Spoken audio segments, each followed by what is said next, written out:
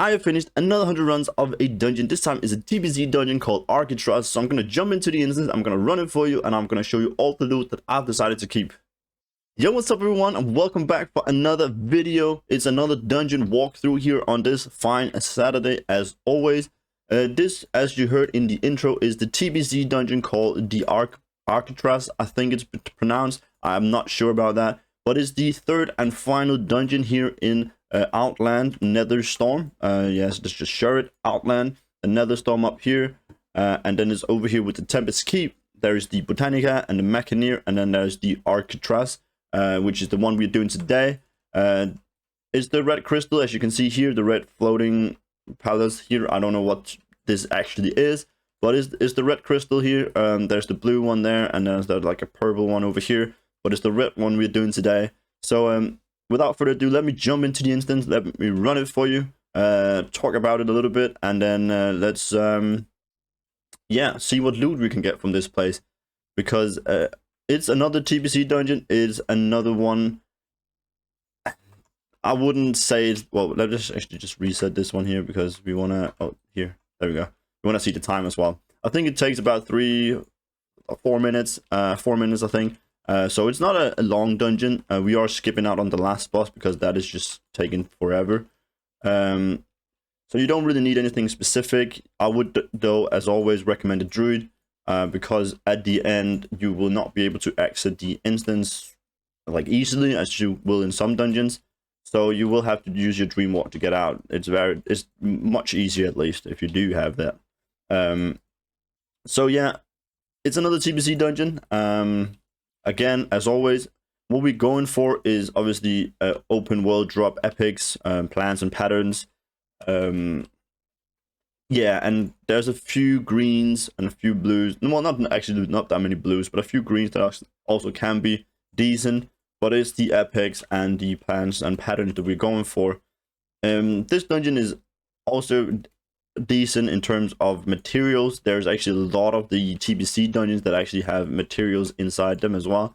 But these mobs here drops the modes of shadow, which you can then turn into primal shadow. So you will also get a little bit of materials. Also, there is a quest, or there's a couple of quest items or reputation quest items that you can get in here and sell for a little bit of gold, but is by no means what you are going to make your gold from in this dungeon. If you are looking for transmog, because the quest item and the materials are not selling for that much, so it's only a little bonus. It's nothing too insane.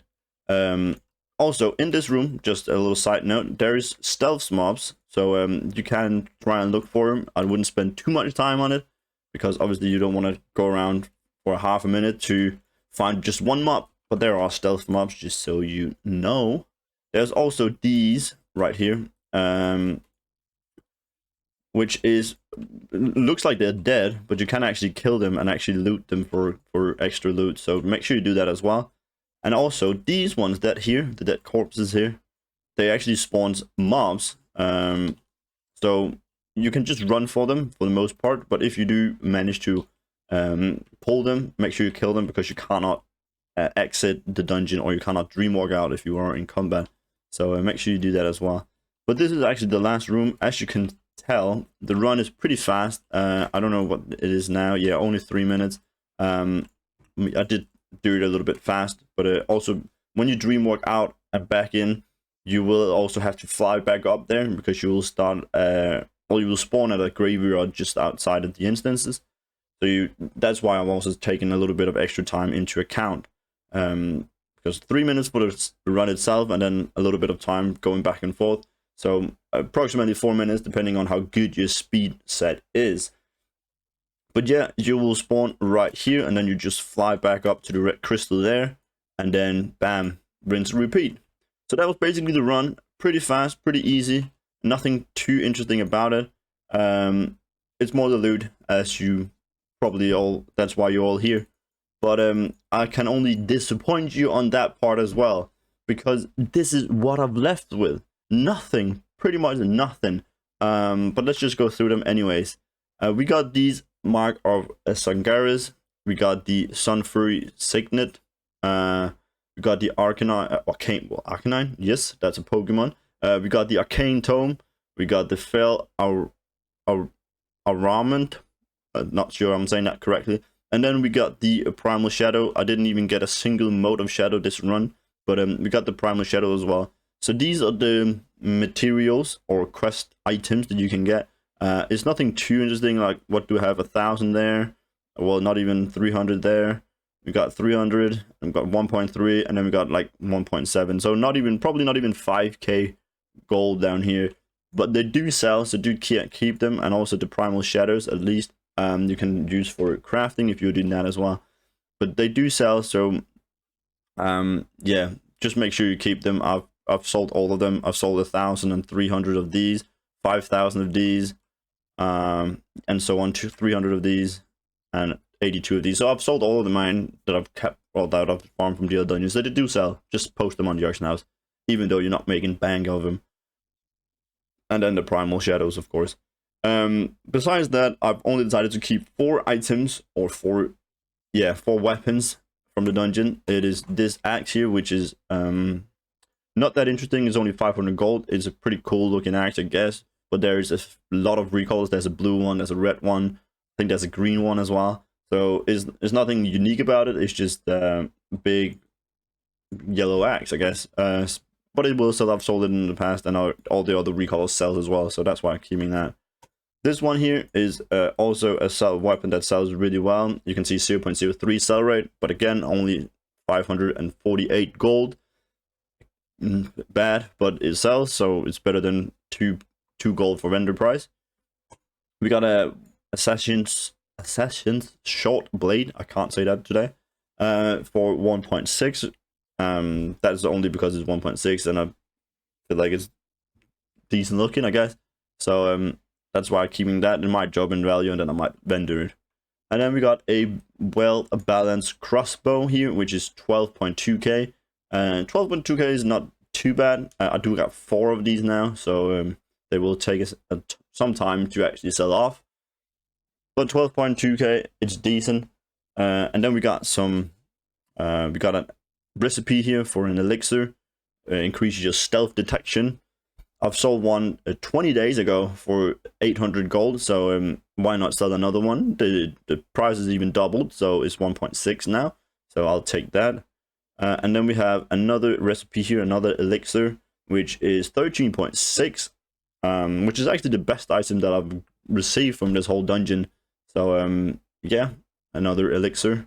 And then we have a design for a necklace, which is 2.8.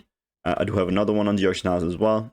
But for some reason, right now, in the recent time, patterns and plans and designs and recipes and all that has done really well for me. So that's why I'm keeping most of my recipes or designs, because they tend to sell off. So therefore, I'm keeping this as well. Even though guild crafting never really does well, recipes and designs for guild crafting usually goes for nothing, because people are not using guild crafting in the old expansions.